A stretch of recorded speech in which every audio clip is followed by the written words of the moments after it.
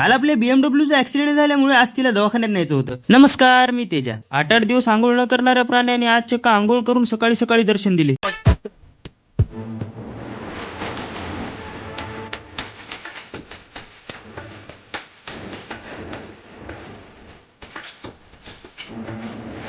आज आपले प्रणवदादा जाधव यांचा प्रगट दिन होता, म्हणून त्याला भेट द्यायला गेलो. सॉरी त्यांनी मला भेट द्यायला आली. तेवढ्यात अशी खबर आली की आपल्या बीएमडब्ल्यूचा ऍक्सिडेंट झाला आणि तिचा पाय मोडला. आता बीएमडब्ल्यूला दवाखान्यात न्यायचं वेगळं टेन्शन माझ्या मागे लागलं. आम्ही ते पडलं खाली. धरणं पे त्याला धरणं टिकनालो.